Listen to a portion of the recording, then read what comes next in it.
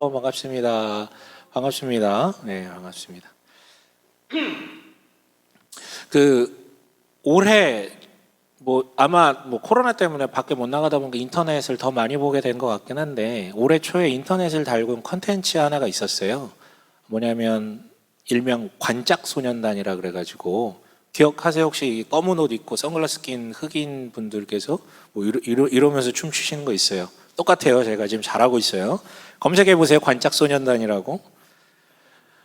야외에 사는 장례식에서 관을 어깨에 메고 선글라스를 낀 채 막 흥겹게 이렇게 리듬에 맞춰서 춤을 추며 걸어가는 군무 같은 영상인데, 근데 여러분 그걸 혹시 우리나라 장례식에서 따라 하시면 어떻게 될까요?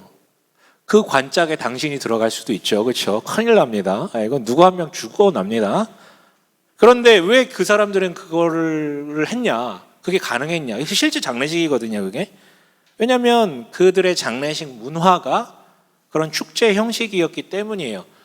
그 영상은 아프리카 가나라는 나라에서 찍힌 영상이고, 몇 년 전에도 다큐멘터리로 소개된 적이 있는데 기이라고 불리는 부족의 장례 문화가 그렇다라고 얘기를 해요. 사람이 죽으면 축제예요. 경쾌한 음악을 틀고 축제를 즐기고, 사실 그 관짝 소년단의 그 사람들이 부각되었지만 본래 그들의 장례 문화의 하이라이트는 관이에요. 관. 뭐냐면 생전에 고인이 못다 이룬 꿈이나 소유하고 싶었던 물건을 관의 모습으로 이렇게 만들어서 거기다 시신을 이제 안치시키는 거거든요. 그래서 벤치 모양 이런 거 있잖아요. 서핑보드, 바다가 없나 보지? 서핑보드 아니면 법관이 되고 싶었으면 그런 어떤 법봉 모양의 어떤 관을 만들어 거기에 놓고 또 사람들은 주변에서 막 흥겹게 춤을 추면서 관을 묻는 거예요. 아무튼 독특하죠. 그런데 그들의 이 독특한 문화를 어떻게 설명할 수 있을까요? 장례식에서 춤을 춘다? 즐거워한다? 그것은 뭐냐면 그 부족 사람들은 누구라도 그들의 어떤 그 부족 신앙관 가운데 죽으면 누구라도 좋은 것으로 직행한다라는 그 자기가 평소에 원했던 소원이 이루어진다라는 그런 종교적 믿음이 그들 마음 가운데 자리 잡기 때문에 이것이 가능한 거예요. 그러니까 그 믿음이 죽음을 기쁨으로 그리고 이런 장례 문화를 만들어낸 것이죠. 믿음은 그런 거죠. 그렇게 보게끔 실제 만들고 나아가 그렇게 보기 때문에 그렇게 살아가게 합니다. 만약에 누군가 뭘 믿는다고 하는데 그 시각과 삶에 전혀 영향을 미치지 못한다면 그것은 연인을 믿는다고 표현하든 가족을 믿는다고 표현하든 이념을 믿는다고 표현하든 무엇보다 하나님 즉 신앙을 믿는다라고 표현하든 그건 다 거짓말이죠. 그렇게 보지 못하고 그렇게 살아가지 못한다면요. 본문에는요, 죽음 앞에 울고 있는 사람들이 나옵니다. 두 여인이 등장하죠. 이름이 뭡니까? 마르다가 나오고 그 동생 마리아도 등장합니다. 왜 웁니까? 그들의 오빠 나사로가 죽었거든요. 그 나사로가 숨 넘어가려고 하자 이들은 평소에 친분이 있던 예수님께 전령을 보내요. 빨리 오시라고. 왜요? 봤거든. 예수님이라면 어떤 질병도 고치시는 것을 봤거든. 믿거든. 그는 고칠 수 있다라는 것을. 그래서 보냅니다. 언제 오시나 이것만 기다리는 거죠. 하지만 본문 읽어보셔서 알겠지만 예수님께서 연락을 받고도 이틀을 움직이지 않으세요. 그리고 그 이후에 출발하십니다. 결국 나사로는 죽죠. 예수님께서는 그가 죽은 지 며칠 만에 오셨대요. 나흘째 되는 날 오셨다고 17절이 밝힙니다. 여러분 최근에도 이게 인터넷 이렇게 신문 기사에서 문제가 됐죠. 나흘을 잘못 계산해가지고 사흘을 4일로 계산하시는 분들이 있는데 그게 아니라 사흘은 3일이고 나흘이 4일이죠. 근데 혹시 여러분 사흘장 즉 3일장을 하시는 이유 아세요? 우리나라만이 아니라 거의 대부분의 문화가 갖고 있는 문화죠. 왜냐하면 아직 죽지 않았는데 산채로 관뚜껑에 못 박고 땅에 묻는 것을 방지하기 위해서 유예기간을 두는 거예요. 우리 가끔 그런 거 나오잖아요. 세상에 이런 일이 보면 묻으려고 그러는데 갑자기 관뚜껑에서 막 뚝뚝뚝뚝 소리 나가지고 열고 나오고 그런 거 있잖아요. 때문에 나흘이나 되었다라는 말은 그 메시지를 주는 거예요. 나사로가 어떻게 됐다고요? 완전히 죽었다라는 사실을. 그렇기 때문에 또 어떤 의미를 우리한테 줍니까? 마리아와 마르다의 슬픔이 극에 달았다라는 사실을, 그 날이 가장 극에 달한 날임을 얘기하는 것이죠. 이때 예수께서 당도하십니다. 그래서 마르다가 이렇게 얘기를 합니다. 21절 함께 읽어보겠습니다. 21절이요. 네. 21절. 네. 함께 읽어보겠습니다. 시작. 마르다가 예수께 말하였다. 주님이 여기에 계셨더라면 내 오라버니가 죽지 아니하였을 것입니다. 네. 이게 애둘로 표현했지만 결국 그거죠. 하나님 어디 계셨냐고. 예수님 어디 계셨냐고. 도대체 어디 계셨는데 이런 일을 나에게 마주하게 했냐고. 그 뜻입니다. 32절에는, 뒷부분 32절에는 그를 뒤늦게 만난 마리아도 똑같이 얘기하는 장면이 등장해요. 그러니까 마르다나 마리아나 예수님을 만나자마자 뭐라고요? 도대체 어디 있었냐고. 왜 나타나지 않았냐고. 그런데 이 항의 섞인 질문이 이 두 자매의 말이기도 하지만 인류 역사 내내 누군가에게 비극이 찾아올 때마다 사람들이 신을 향해 되물었던 질문 아닙니까? 어디 계셨냐? 어디 계시냐? 왜 개입하지 않냐? 왜 이 고통을 그저 내버려 두시냐? 인류 역사이기도 하지만 올해 어쩌면 이 발언이 가장 많이 나왔을 수도 있어요. 코로나라는 질병 앞에 무력한 인간들. 다 떠나서 인류건 나발이건 세상이건 다 나발이건 떠나서 아마 당신도 살아오면서 한 번쯤은 이 질문을 던지셨을걸요. 하나님 살아계신다면서요. 왜 개입하지 않으세요? 왜 그대로 두세요? 다들 한 번씩 해보셨을 만한 질문이에요. 그런데 그녀들의 이 질문을 뜯어보면 그 질문에도 믿음이라는 게 숨겨져 있음을 말씀드리고 싶어요. 두 가지 믿음이 있죠. 뭐냐면 우선 좋은 것.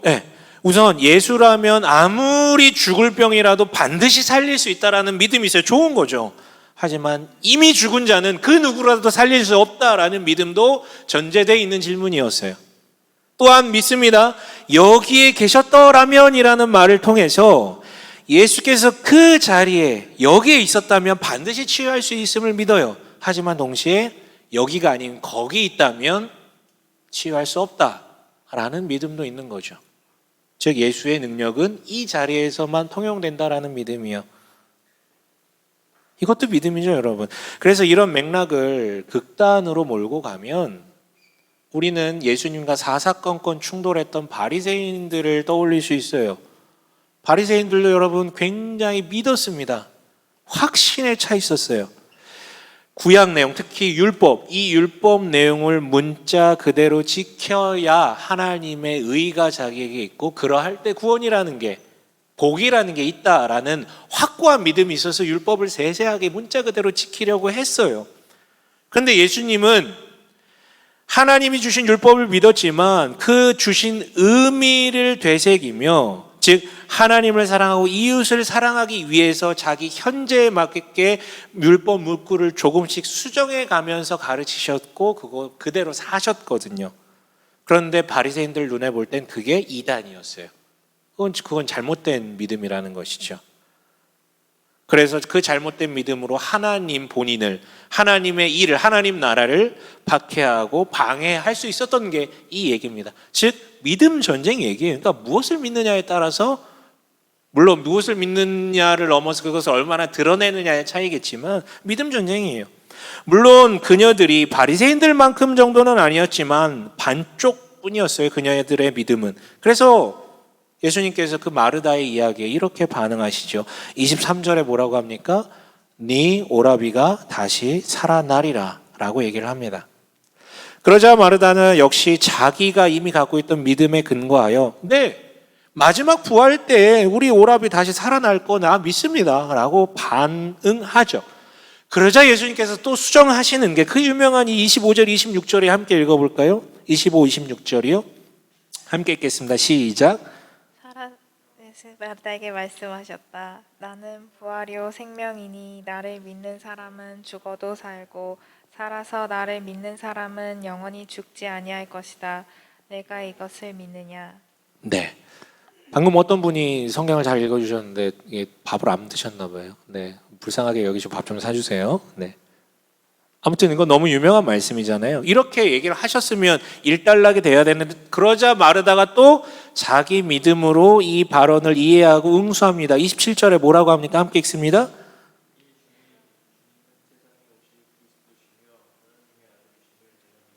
네, 27절 맞습니까? 네. 저는 믿습니다. 그녀가 밥을 먹지 않았다는 사실을 믿고요. 정신이 혼돈한다는 사실을 믿습니다. 아무튼 네. 확신해요. 그녀는 지금 이 마르다는 확신하고 있어요. 하지만 뭔가 부족하고 뒤틀려 있다라는 거예요.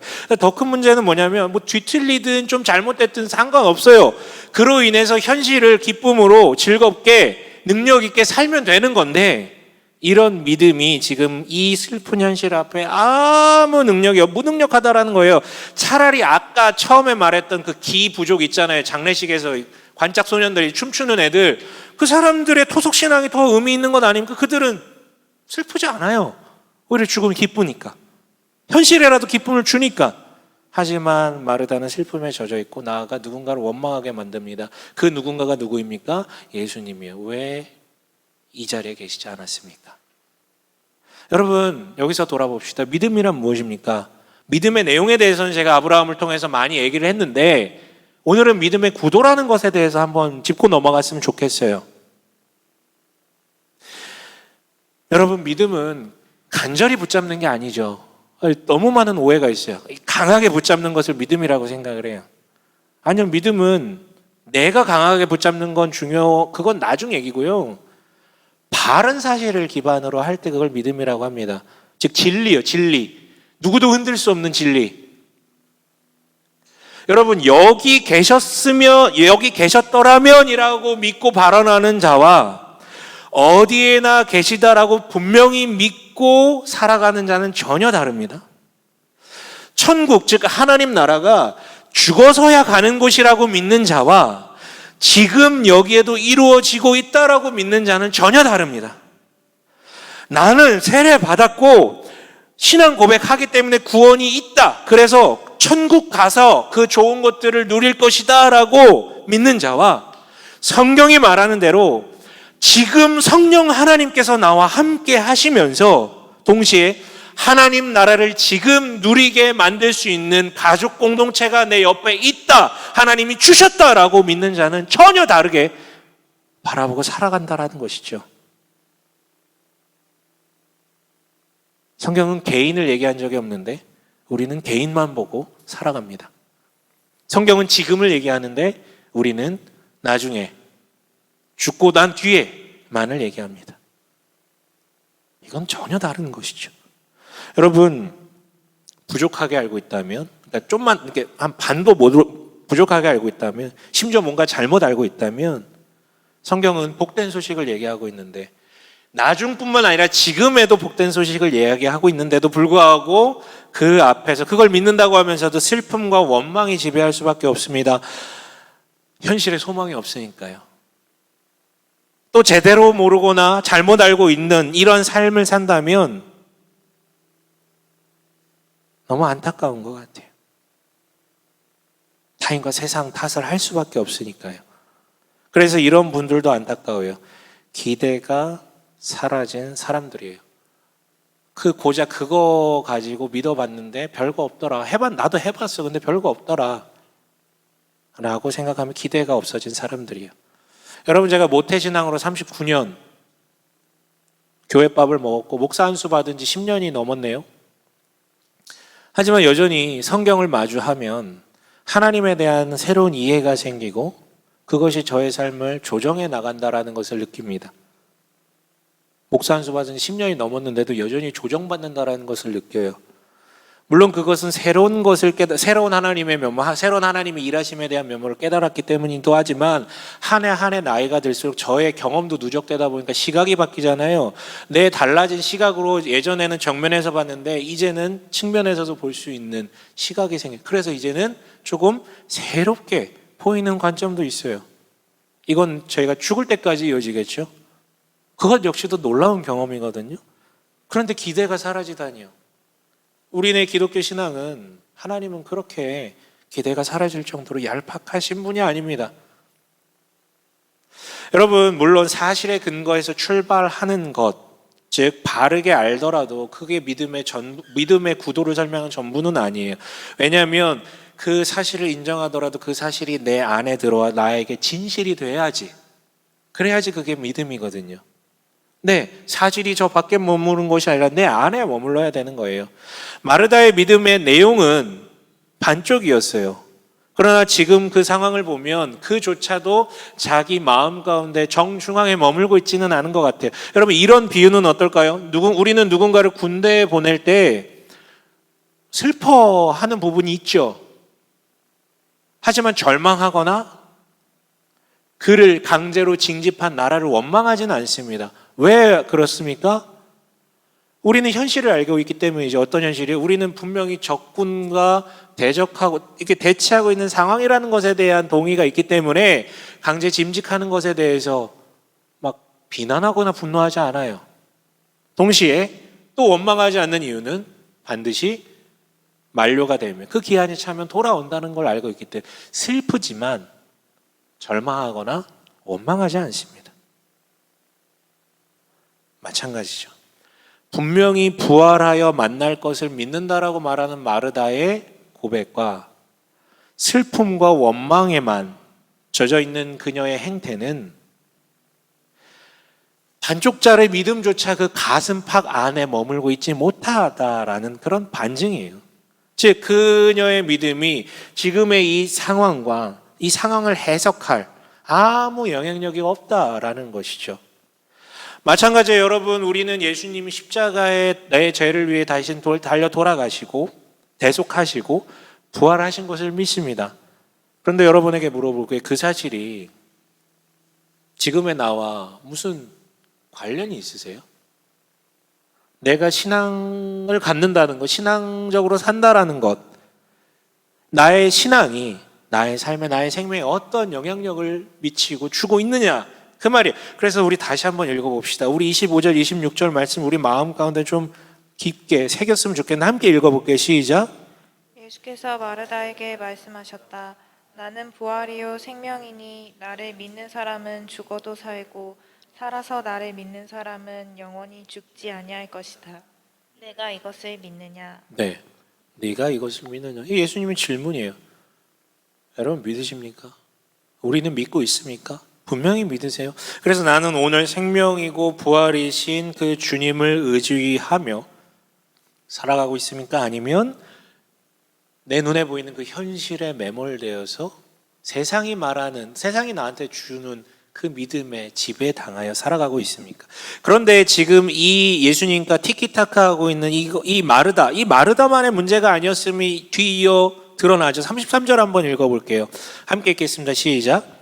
예수께서는 마리아가 우는 것과 함께 따라온 유대 사람들이 우는 것을 보시고 마음이 비통하여 괴로워하셨다. 네, 마르다만 그런 게 아니라 마리아도 똑같았고요. 그리고 그들을 둘러싼 사람들도 똑같았어요. 그래서 예수님은 마음에 비통하여 괴로워하십니다. 그리고 이 사람들의 슬픔에 대해서 결국 이렇게 대답하시죠. 35절 함께 읽어볼게요. 시작. 예수께서는 눈물을 흘리셨다. 네, 예수께서 이게 예수님의 답이라고 생각해요. 이 눈물엔 굉장히 많은, 그들의 슬픔에 대한 예수님의 답, 이 눈물에는 굉장히 많은 의미가 담겨 있죠. 우선 슬픔의 눈물 맞아요. 아무리 우리가 성경적 믿음을 갖고 있다 하더라도 누군가의 죽음은 슬픈 거예요. 특히나 사랑하는 지인 나사로, 자신을 환대하고 자신을 반기고 자신에게 집을 내어주고 자신을 먹여줬던 이 나사로의 죽음에 대해서 슬퍼하는 것은 정상적이에요. 여러분, 죽음은 슬픈 거 맞아요. 죽음은 두려운 건 맞아요. 예수 믿어도 그거는 슬픈 거예요. 두려운 거 맞아요. 하지만 요한복음은 예수님의 신성, 즉 하나님 본인으로서의 반응에 집중하는 복음서거든요. 그래서 이 눈물은 이렇게 번역해도 돼요. 예수께서 눈물을 흘리셨다는 하나님께서 눈물을 흘리셨다라고 번역을 하시고 이해하셔도 무방해요. 그러니까 이거는 죽음의 현장을 바라보고 그 주변을 둘러싼 사람들의 슬픔과 눈물에 반응하시는 하나님의 반응이라고 이해하셔도 된다고요. 여러분 아시듯 죽음이라는 것은 하나님께서 의도하셨던 것이 결코 아니에요. 하나님은 생명만을 꾀하셨죠. 이 시간에도 수없이 일어나는, 지금도 아마 수없이 많은 사람들이 실시간으로 죽어가고 있겠죠, 장례식장에서. 그러나 이 시간에도 수없이 일어나는 그 인간들의 죽음은 어찌 보면 하나님께는 그 황홀했던, 그 좋았던 그 하나님의 형상과 막힘없이 소통할 수 있었던 그 옛 기억, 그 선한 창조, 하지만 그때가 단절됐잖아요. 인간의 타락으로 말미암아 그 단절됐던 아픔의 기억이 계속 생각나는 그 정말 슬픈, 하나님께 고통이에요. 인간이 계속해서 죽어나간다는 것은 하나님 앞에서는 지속적으로 고통받고 있다라는 사실이에요. 그 옛 기억을, 그 상처를 계속해서 생각나게 하니까. 근데 이것은 옛 기억만의 문제가 아닙니다. 죽음을 앞에 두고 누군가 죽은 상황을 앞에 두고 사람들이, 현재 인간들은 그 현상을 보면 자기 마음대로 멋대로 해석하고 그것을 믿잖아요. 그래서 신을 원망하고 슬픔 가운데 젖어듭니다.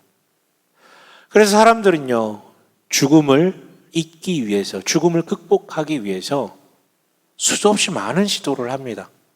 다만 우리가 육체의 죽음을 막을 수 있는 방법이 있습니까? 있으면 알려주세요. 네. 같이 좀 씁시다. 네. 그거 없잖아요. 그래서 어떻게 합니까? 사람들이 가장 많이 하는 시도는, 죽음을 극복하기 위해서 사람들이 가장 많이 하는 시도는 잊혀지지 않게 만드는 것 아닐까요? 자신이 잊혀지지 않기를 원하는 거예요. 그래서 특별한 성취, 어떤 명예, 권력의 자리, 아니면 뭐 누군가 알아주는 그 자리, 사랑을 통해서 이 사람이 나를 알면 된다라는 그 사랑의 자리를 통해서라도 자기를 존속시키려고 해요. 잊혀지지만 않으면 된다라고 생각하는 거죠. 그것도 아니면 어떤 사람들은 어차피 끝이 마련된 이놈의 인생, 그냥 내 앞에 있는 것들 재미지게 신명나게 살다 죽으련다라고 하면서 쾌락에 젖어들고 쾌락을 극대화하는 데 집중하죠. 그것도 아니면 믿습니다. 뭘 믿습니까? 사후 세계를 창조해서 그것을 종교화하고 그것을 믿는다라는 것이죠. 사실 이 마지막에 가장 강력합니다. 그래서 아까 처음에 얘기했던 관짝소년단 그 문화가 발생한 뭡니까? 죽으면 누구나 다 네가 평소에 원했던 그 소원이 이루어지는 곳으로 간다. 가장 강력해요. 그러나 여러분, 좀 저는 이상했어요. 그럴 수도 있군요. 대단하다라고 생각을 하면서도 동시에 누군가의 죽음은, 특히 가족이라면 그 슬픔에 짓이겨질 수밖에 없는데 다들 축하해, 다들 기뻐해, 다들 춤을 춰. 그 상황에 노출되어 있는 가족은 정상적인 감정으로 살아갈까? 라는 생각도 좀 들더라고요. 그것 역시도 세뇌당한 건 아닌가? 그건 본성인데. 근데 믿음이란 건 그 본연의 인간성마저도 이렇게 초월한다라는 거예요. 그런데 이렇게 인간들의 제멋대로의 해석과 대처와 믿음을 바라보는 것 자체가 하나님의 입장에서는 굉장히 치욕이고 분노죠. 이미 다 알려주셨는데요. 또한 그것을, 그 죽음을 끝으로만 바라보고 슬픔에 매몰되어 한없이 우울해하는 그 사람들을 보는 것도 하나님 입장에서는 연민의 눈물입니다. 생명이라는 것이 고작 들숨과 날숨이 오고 가는 것만을 의미하는 것은 아닌데요. 산다라는 것이 고작 기억에서 잊혀지는 것이 아닌데요. 생명이라는 게 그런 게 아닌데요. 그래서 예수님은 우십니다. 그리고 그들을 위해 울어주십니다. 하지만 예수님은 전혀 다른 믿음을 본문에서 선보이시죠. 우리 4절 한번 읽어볼까요? 4절 한번 읽어볼게요. 그 소식을 처음 들었을 때의 얘기입니다. 4절이요. 함께 읽습니다. 시작. 예수께서 들으시고 말씀하셨다. 이 병은 죽을 병이 아니라 오히려 하나님의 영광을 드러낼 병이다. 이것으로 말미암아 하나님의 아들이 영광을 받게 될 것이다. 네, 아직 죽은 상태가 아니라 병 소식을 들었잖아요. 근데 그 앞에 다른 이들은 슬퍼하지만 예수님께서는 그 현실의 슬픔에 매몰되기보다는 이 고난을 통해 하나님께서 하실 일에 대해서 소망하는 장면이 나온다고요. 우리 8절에서 10점도 한번 읽어보고, 이거 되게 시적인 표현인데 8절에서 10절이요. 함께 읽습니다. 시작. 제자들이 예수께 말하였다. 선생님, 방금도 유대 사람들이 선생님을 돌로 치려고 하였는데 다시 그리로 가려고 하십니까? 예수께서 대답하셨다. 낮은 12시간이나 되지 않느냐? 사람이 낮에 걸어다니면 햇빛이 있으므로 걸려서 넘어지지 않는다. 그러나 밤에 걸어다니면 빛이 그 사람 안에 없으므로 걸려서 넘어진다. 네, 여러분, 죽임당한다라는 것은, 죽는다라는 것은 빛이 사라진 어둠이나 밤을 의미하지 않는다라고 지금 말씀하시는 거예요. 왜? 죽음은 너희가 생각하던 마침표가 아니라 쉼표일 뿐이니까. 그렇기에 거기 가면 죽을 수 있다라는 그 공포가 자신의 발걸음을 막지 않는 거예요. 예수님이 인간 예수로서 두려움이 없다라고 말할 수 없어요. 하지만 그 공포가 자기 길을 막지 않습니다. 약간 시적인 표현이죠. 이렇게 표현하면 좋을 것 같아요. 죽음으로 대변되는 그 밤, 즉 어두움의 영향력에 진이 겨져서 나 스스로 빛 없는 밤의 시간을 살지 않겠다라는 선포 아닐까요? 왜? 예수께서는 이 세상이든 저 세상이든 어느 시간을, 어느 자리를 살든 빛 가운데 살아가신다라는 것이죠. 그렇지 않나요, 여러분? 내 인생에 어두운 밤을 맞이했을 때 누가 그렇게 만든 사람이 있습니까? 그 어떤 조건이 나를 그렇게 만듭니까? 아니, 나의 믿음이, 내가 보는 시각이 나를 밤으로 만들지, 다른 사람이, 다른 조건이 나를 강제로 빛 없는 밤을 살게 만들지는 않습니다. 그것이 어쩌면 부활이라는 것, 그것이 어쩌면 영원히 산다, 즉 영생이라는 말의 의미가 아닐까요? 여기나 저기나 이때나 저때나 빛을 살아간다라는. 나아가 41절이요. 41절 함께 읽어볼까요? 함께 읽습니다. 시작. 사람들이 그 돌을 옮겨 놓았다. 예수께서 하늘을 우러러보시고 말씀하셨다. 아버지, 내 말을 들어주신 것을 감사드립니다. 네. 이걸 누군가는 또 얘기하면서 그래 미리 이루어질 것을 믿고 감사함을 고하면서 하면은 하나님께서 이루어주신다, 이런 개떡 같은 소리를 하곤 하시는데 그거 아니에요. 네, 그거 아닙니다. 그것이 아니라 현재의 슬픔에 젖어 소망을 품지 못하는 이들과 달리 예수의 믿음은 뭐냐면 하나님께서 앞으로 하실 일, 즉 미래의 일을 현재로 끌고 와 현재의 감사를 구한다라는 것이죠. 그래서 어쨌든 나사로는 부활했어. 하지만 그 부활이라는 결과는 전혀 중요하지가 않아요. 예수님께서 믿으셨던 것은 얘를 반드시 육체를 부활시켜 주시겠다라는 그 믿음이 아니라 하나님은 생명이시라는 것, 죽음은 우리를 갈라놓지 않는다라는 것, 그 앞에는 감사밖에 없다라는 것, 그 믿음의 근거에서 감사를 구하는 것이에요. 결과는 중요하지 않아요. 다만 그 이후에 부활하실 예수님의 표상을 이 나사로의 사건들을 통해서 보여주셔야 했기 때문에 나사로를 부활시켜 주신 것이지, 그렇게 치면 예수님 앞에 나오는 모든 죽은 사람 다 살아나야죠. 그거 아니잖아요. 때가 돼서 이유가 있어서 십자가 지러 가시기 전에 일부러 보여주신 사건이라고요. 그리 아니하실지라도 예수께서는 감사했을 거예요. 왜? 하나님은 생명이시기 때문에, 그것을 정말로 믿었기 때문에. 물론 여러분, 우리는 예수님이 아니에요. 우리는 이 정도로 믿을 수가 없어요. 이런 믿음이 인간으로서 불가능합니다. 이런 진리는 인간 스스로 깨우칠 수도 없을 뿐더러 그것이, 그 사실이 내 중심에 머물게끔 우리 어떻게 할 수가 없어요. 왜냐하면 우리는 눈에 보이는 것만 믿는 사람들이기 때문에 우리가 믿을 수 있다면 그것은 전적으로 하나님의 역사예요. 하나님이 깨우치신 거예요. 나아가 이것이 나의 중심에 머물려면, 즉 나에게 효력이 있으려면 그것 역시도 하나님의 역사가 있을 때만 가능한 거예요. 그것이 바로 십자가의 능력인 것이죠. 그가 십자가 달려 돌아가셨기 때문에 내가 믿을 수 있었고 그것이 내 중심에 머물 수 있는 것입니다. 그래서 나는 생명을 살 수 있는 것이죠. 때문에 우리는 예수님을 가리켜 뭐라고 합니까? 그가 나의 구원자이시자 주인이라고 고백하잖아요. 그리고 예수님께서 본문을 통해 다시 한번 물으십니다. 우리 25절 26절 다시 한번 읽어볼까? 함께 읽겠습니다. 시작.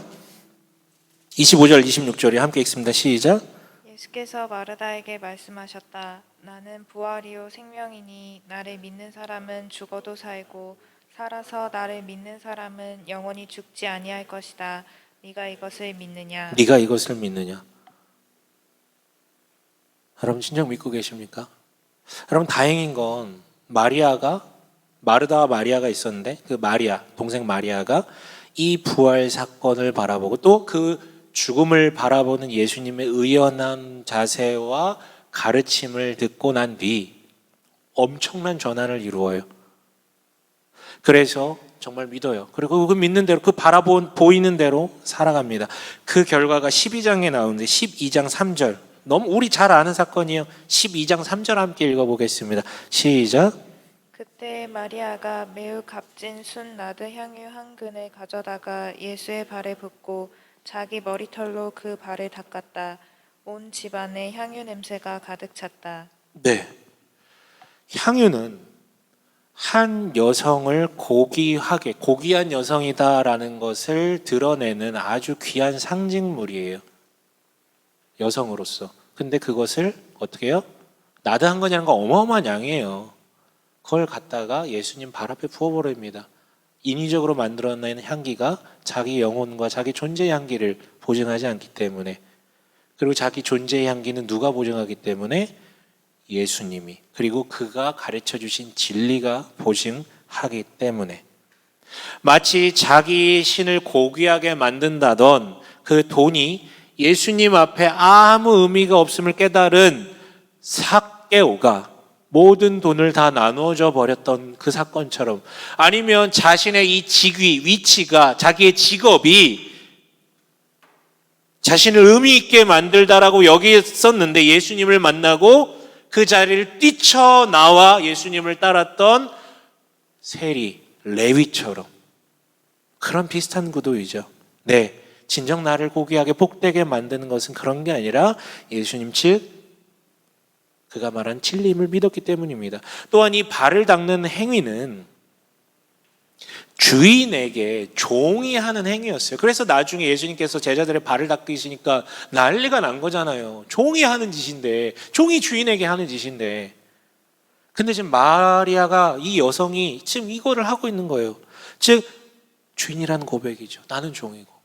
예수님은 메시아 즉 사후 세계의 일이 아니라 현재에도 나의 주인이심에 대한 고백이에요. 그래서 그녀의 행동을 번역하면 이겁니다. 당신이 나의 구원자이고 당신이 나의 주인입니다. 이것을 행위로 고백한 게 이거예요. 그런데 사실 이 행동은요, 사람들의 시선을 끌었겠죠. 근데 이게 왜 끌었냐면 파격적이어서 끌은 거예요.